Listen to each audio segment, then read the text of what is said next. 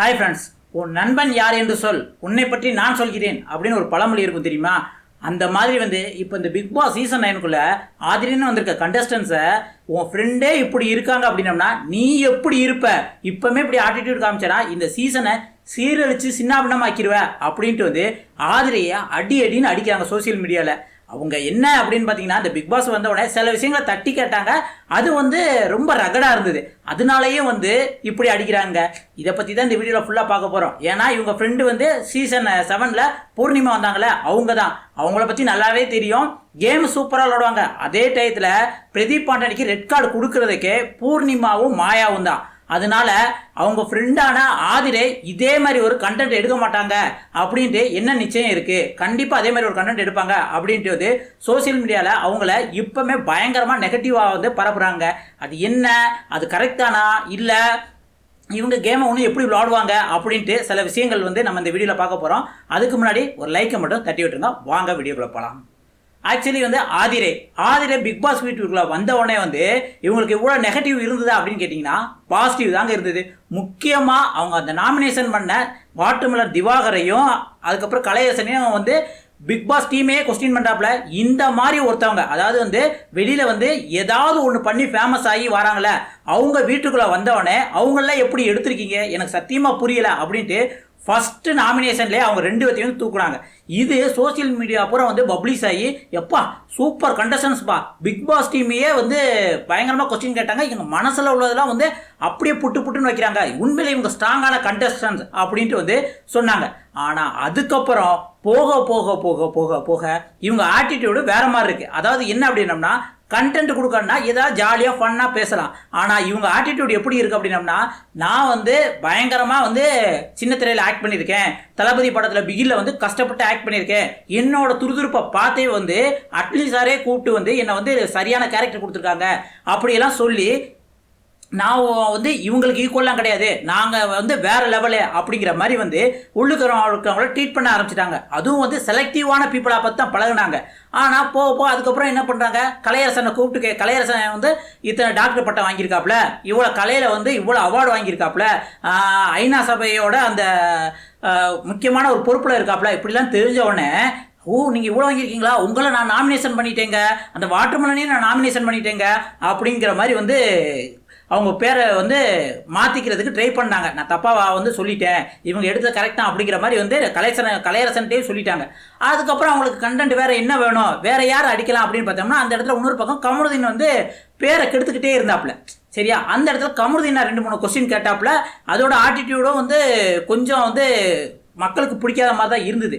ஆனால் வாட்டர்மெலனை ஒரு மாதிரி ட்ரீட் பண்ணாப்புல. என்ன அப்படின்னா, இந்த கம்பெனியெல்லாம் ஹச்ஆர் இருப்பாங்களே, அவங்களுக்கு கீழே உள்ள எம்ப்ளாயை பயங்கரமாக கொஸ்டின் பண்ணுவாங்க. நீங்கள் ஏன் இப்படி பண்ணீங்க, இப்படி கையை கட்டிக்கிட்டு சாஞ்சிக்கிட்டு நீங்கள் ஏன் இப்படி பண்ணீங்க, நீங்கள் ஏன் அதை பண்ணீங்க, இப்படியெல்லாம் என்கிட்ட பேசக்கூடாது.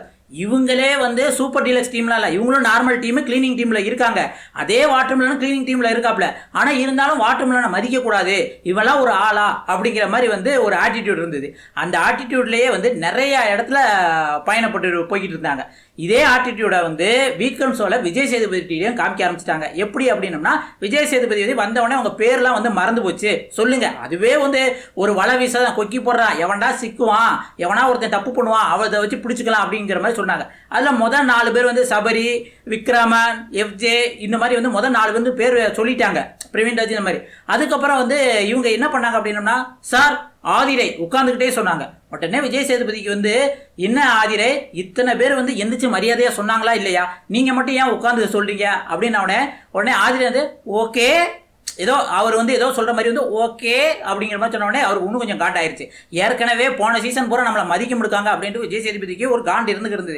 இந்த சீசன் ஸ்ட்ரிக்டாக ஃபாலோ பண்ணிடணும், ஆரம்பத்திலே இவங்களை கெடுக்குப்பிடி பிடிச்சா தான் நம்ம சொல்கிறத கேட்பாங்க, நமக்குன்னு ஒரு பயம் இருக்கும். ஏன்னா உங்களுக்கு நல்லாவே தெரியும், சீசன் 8க்கு முன்னாடியெல்லாம் வீக்கெண்டுக்கு ஒரு பயம் இருக்கும். ஏன்னா கமல் சார் வராரு, கமல் சார்கிட்ட கேட்கணும், இல்லை கமல் சார்கிட்ட சொல்லணும் அப்படின்ட்டு. ஆனால் இங்கே விஜய் சேதுபதிங்கிற பேரே நிறைய இடத்துல எடுபடுறதே கிடையாது.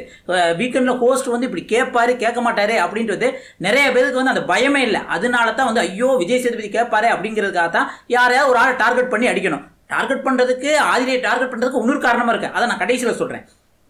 ஏன் அப்படின்ட்டு. ஆனால் அப்படி ஆதிரியை கேட்டவுடனே ஆதிரியை வந்து சார் எல்லாரும் பண்ணுறதை நானும் பண்ணணும்னு அவசியம் இல்லை சார் அப்படின்னோடனே விஜய் சேதுபதிக்கு இன்னும் கொஞ்சம் கூடாது. எல்லாரும் பண்ணுறதுக்கு உங்கள் இஷ்டத்துக்கு பண்ணுறதுக்கான இடம் இது இல்லை அப்படின்ட்டு மூஞ்சில் அடிச்சாலும் சொல்லி உட்காருங்க அப்படின்னு சொல்லிட்டாப்புல. அதுக்கப்புறம் ஆதிரியை அதை ரொம்ப ஃபீல் பண்ணல நாங்கள் அப்படியே. அதுக்கப்புறம் எல்லாமே போயிட்டு அதுக்கப்புறம் வந்து ஆதிரியை வந்து கொஞ்சம் அந்த பிரேக் இருக்கும்ல, வீக்கெண்டு அந்த எபிசோடுக்கு அப்புறம் அந்த பிரேக் இருக்கும். பிரேக்கில் வந்து இப்போ நான் என்ன பண்ணிட்டேன்னு அவர் இப்படி கேட்டார், சத்தியமாக நான் இது எதிர்பார்க்கல. அதுக்கு ரீசனும் சொன்னாங்க எதுக்கு எந்திக்க முடிக்கல அப்படின்ட்டு. நான் எப்பயுமே இந்த ஃபங்க்ஷனுக்கு போனோம்னா பயங்கர ஒரு லக்ஸுரியான ட்ரெஸ் எல்லாம் போடுவேன். அந்த லக்ஸுரியான ட்ரெஸ்ஸுனால வந்து என்னால் சில இடத்துல நகர முடியாது, ஓட முடியாது. அந்த மாதிரி இருக்கிறதுனால வந்து நான் எந்திரிச்சு சொல்லலை. ஆனால் அது அவருக்கு தப்பாக புரிஞ்சுக்கிச்சு அப்படிங்கிற மாதிரி சொல்கிறாங்க. இது இந்த பிரச்சனையை வந்து வெளியில் பயங்கரமாக வாக்குவாதம் பண்ணுறாங்க. ஏன்னா பிக் பாஸ் கமல் சாருக்கு இதுக்கு முன்னாடி நடந்த சில விஷயங்கள்லாம் எடுத்து போறாங்க. கமல் சார்னா வந்து கண்டஸ்டன்ஸ் எல்லாம் எந்திரிச்சுன்னா பேசவே சொல்ல மாட்டார், உட்காந்துக்கிட்டே நீங்க சொல்லலாம், யாருக்கு யார் மரியாதை கொடுக்கணும் அவசியம் இல்லை அப்படிங்கிற மாதிரி வந்து சொல்றாரு. ஆனா விஜய் சேதுபதி அதை ஒரு இடத்துல கிளாரிஃபை பண்ணுவாரு, நீங்க வந்து எந்திரிச்சு நிக்கிறதுக்காக நான்லாம் சொல்ல வரல, எல்லாரும் ஒரு விஷயத்த பண்ணல, நீங்க மட்டும் அதை ஏன் வந்து இப்படி பண்றீங்க, இது எல்லாத்துக்குமான ஒரு பொதுவான இடம் தானே அப்படிங்கிறதுக்காகத்தான் வந்து நான் உங்களை வந்து கேட்டேன் அப்படிங்கிற மாதிரி வந்து ஆதிரையை வந்து ஒரு மாதிரி சொல்லி அதை வந்து மலிப்பிருப்பார். சரி, இப்போ எதுக்கு ஆதிரையை வந்து விஜய் சேதுபதி டார்கெட் பண்ணார் அப்படின்னம்னா, ஆதிரை வந்து ஒரு ஸ்ட்ராங்கான கண்டஸ்டன்ட், அதுவும் வந்து நெகட்டிவாக கேம் விளாதுக்கான நிறைய வாய்ப்புகள் இருக்குது. பிக் பாஸ் வீட்டுக்குள்ளே நீங்கள் நிறையா பார்க்கலாம். இருக்கிற கண்டஸ்டன்ஸ் எல்லாத்தையுமே வந்து ஒரு மாதிரி வந்து அதான் நான் ஏற்கனவே முன்னாடி சொன்ன பார்த்தேன், ட்ரீட் பண்ணுறதே வந்து இங்கே வந்து இவங்கெல்லாம் டம்மி பீஸுங்க, நம்ம யூஸ் பண்ணுறதுக்கு முன்னாடி வந்து இவங்கெல்லாம் இல்லை. முக்கியமாக பார்த்தோம்னா இவங்க வந்து ஆதிரை வந்து இந்த அந்த வீட்டு தலைவர் போஸ்ட்டுக்கு நின்றுருப்பாங்க. அப்போ வந்து 3 விஷயம் வச்சுருப்பாங்க. இந்த 3 விஷயத்தையும் நீங்கள் எடுத்து பண்ணிக்கிட்டே, அதாவது இந்த தலைவராக இருக்கப்போ இதை பண்ணிக்கிட்டே இருந்தீங்க அப்படின்னம்னா இந்த தலைவர் போஸ்ட் உங்களுக்கு இருக்கும், நீங்கள் ஒத்துக்கிறீங்களா அப்படின்னு கேட்டவுடனே 3 பேர், பிரவீன்ராஜ் வந்து ஒரு ட்ரெஸ் மாதிரி யூனிஃபார்ம் ட்ரெஸ் மாதிரி போட்டிருப்பாப்புல, துஷார் வந்து வாயை ஃபுல்லாக மவுத் இது பண்ணுற மாதிரி போட்டிருப்பாப்புல, ஆதிரை வந்து முகமுடியை போட்டிருப்பாப்புல. இப்படி பிக் பாஸ் கேட்டவுடனே வீட்டில் இருக்கவங்க எல்லாருமே என்ன யாருக்கு சப்போர்ட் பண்ணுவாங்க அப்படின்னா துஷாருக்கு சப்போர்ட் பண்ணுவாங்க. ஃபர்ஸ்ட் ஆதிரைக்கு தான் சப்போர்ட் பண்ணுற மாதிரி இருக்கும். நம்ம டேரக்டர் பிரவீன்ராஜ் இருக்கார்ல, அவர் என்ன பண்ணுவார் அப்படின்னம்னா, சார் துஷார் வந்து வாயை மட்டும் மூடல, முகத்தை பாதி மூடிடுது, அதனால் அவருக்கு டபுள் வேலையாகி போயிடுது. அதாவது டபுள் அவங்க வந்து அந்த கஷ்டத்தை அனுபவிக்கணும். ஆனால் வந்து ஆதிரைக்கு வந்து முகத்தையும் மட்டும் மூடினா போதும், கண்ணை பார்க்கலாம்ல, கண்ணை பார்க்கலாம், ஆனால் வந்து பேச முடியும், சவுண்டு கேட்கும். ஆனால் இவங்க பேசவே கூடாது, வாய்ப்புடி சட்டம் மாதிரி வந்து துஷார் கொடுத்துருக்காங்க.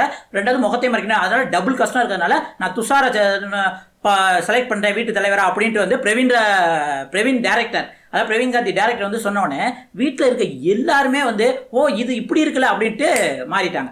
ஏற்கனவே விஜய் பார்வை வந்து ஆதிரைக்கு கொடுக்கக்கூடாது, ஏன்னா விஜய் பார்வைக்கும் ஆதிரைக்கும் அந்த இடத்துல ஒரு பிரச்சனை வந்திருக்கும். அந்த துணி துவைக்கிற பிரச்சனையில் வந்து விஜய் பார்வை கொஞ்சம் யூஸ் பண்ணி ஆதிரை துவைச்சு முடிச்சு அந்த மிச்ச தண்ணியை வந்து நம்ம துவைச்சு அந்த டாஸ்கில் வின் பண்ணலாம் அப்படின்னு நினைப்பாங்க. ஆதிரை அந்த தண்ணியை கொட்டி விட்டுருவாங்க. ஓகேவா, அந்த பிரச்சனைலாம் வந்து ஆதிரைக்கும் பார்வைக்கும் ஏற்கனவே ஒரு முரண்பாடு போய்கிட்டு இருக்கும். எதுக்கு சொல்கிறேன்னா, ஆதிரை வந்து எப்படி வந்து வீட்டுக்குள்ளே கேம் விளாடுறாங்க அப்படின்ட்டு. இந்த விஷயத்தில் வந்து விஷயத்தில் வந்து முகமுடி போட்டிருப்பாங்க. பிக் பாஸ் என்ன சொல்லிடுவார், ஆதிரையை வந்து பேச வைக்கணும், கண்டிப்பாக அவங்க வாய் விடுவாங்க அப்படின்ட்டு என்ன சொல்லிடுவாங்க அப்படின்னு பார்த்தீங்கன்னா, ஆதிரையை நீங்கள் முகமுடியை போட்டுக்கிட்டே இருக்கணும் நான் சொல்கிற வர அப்படின்ட்டு. ஆதிரைக்கு செம கன்ஃபியூஷன், என்னது ஹவுஸோட தலைவர் ஆனால் தான் வந்து அதை போட்டுக்கிட்டே இருக்கணும். ஆனால் இப்போ என்னன்னா ஹவுஸோட தலைவர் ஆகியுமே வந்து இவரை துஷாரை வந்து அந்த வாயை எடுக்க சொல்லிட்டாங்க. ஆனால் நம்ம போட்டியில் கலந்துக்கிட்டு டாப் லிஸ்ட்டில் வந்தது ஒரு குத்தமாடா, ஆனால் அது நம்மளுக்கே தோணுச்சு. ஏன்னா அப்போனா டாப் லிஸ்ட்டில் வந்ததுக்கு பனிஷ்மெண்ட்டா, அந்த இதை போட்டுக்கிட்டே முகமுடியை போட்டுக்கிட்டே இருக்கணும் அப்படிங்கிற மாதிரி சொல்கிறாங்களே, அது ஒரு பனிஷ்மெண்ட்டா அப்படிங்கிற மாதிரி தான் இருக்கும். அப்படி பார்த்தோம்னா கீழே உள்ளவங்க எல்லாத்துக்குமே அந்த பனிஷ்மெண்ட் கொடுக்கணும்ல.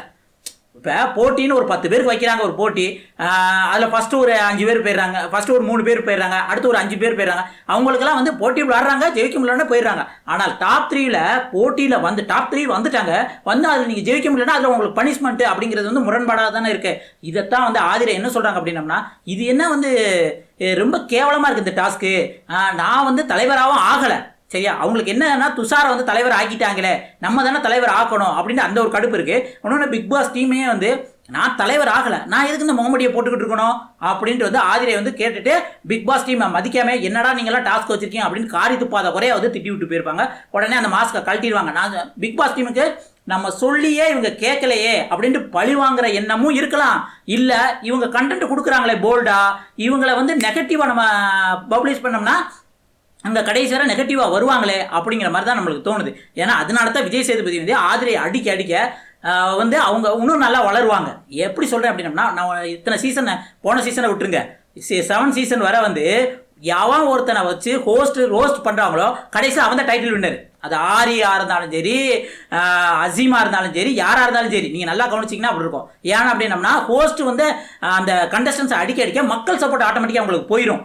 அந்த மாதிரி ஆதிரியை ட்ரை பண்ணி டாப் 5ல் கொண்டு வரலாம் அப்படின்னு ஒரு பிளான் கூட இருந்திருக்கலாம். ஏன்னா தெரிஞ்ச சொல்கிறேன் அப்படின்னு ஒரு பிளான் வந்திருக்கா. இல்லைனா ஆதிரியை வந்து நம்மளே குறை சொல்கிறாங்களே அப்படின்ட்டு அடிக்கிற மாதிரி இந்த 2 இதில் இருக்கலாம். ரெண்டாவது ஆதிரையும் வந்து இதை புரிஞ்சுக்கிட்டாங்க, ஆஹா நம்மளை வந்து எல்லாரும் அடிக்கிறாங்க, இப்படி நெகட்டிவ் கேமாகவே விளாண்டுருவோம். ஏன்னா அவங்க வந்து செலக்டிவாக தான் எந்த கண்டென்ட் மக்கள்கிட்ட போய் ரீச் ஆகும், எங்கே பேசினா எது வந்து மக்கள்கிட்ட ரீச் ஆகும், எது ப்ரொமோவில் வரும் அப்படின்னு தெளிவாக ஆதிரையும் விளாட்றாங்க.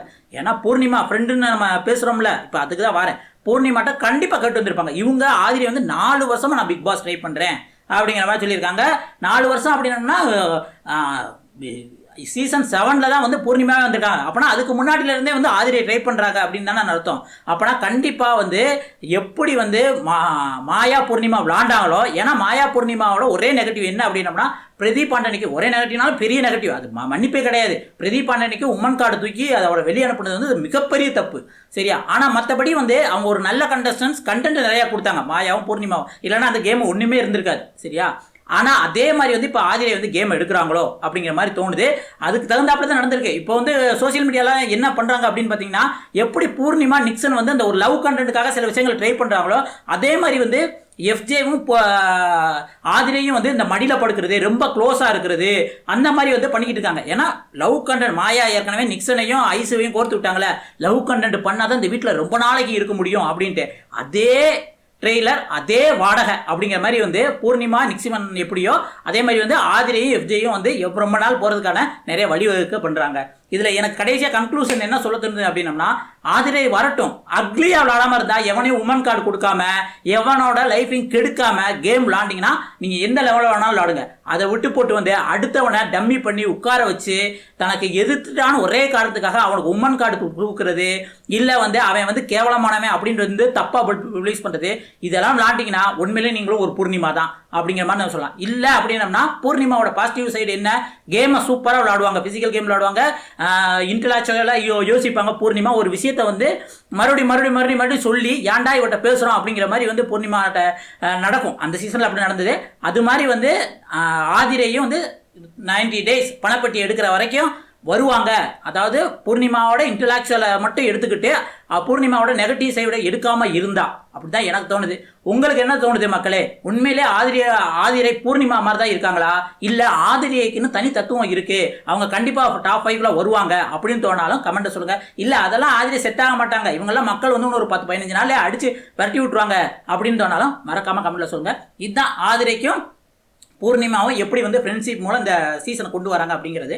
இதை பற்றி உங்கள் கருத்து என்னங்கிறத மறக்காம கமெண்ட்ல சொல்லுங்கள். அப்படியே லைக் தட்டலைன்னா ஒரு லைக் தட்டிடுங்க. அடுத்த ஒரு சூப்பரான இன்ட்ரெஸ்டிங்கான வீடியோவில் சந்திக்கலாம். இப்போதைக்கு உங்கள்கிட்ட விடைபெறுவது உங்கள் வாசன். நன்றி, வணக்கம் மக்களே.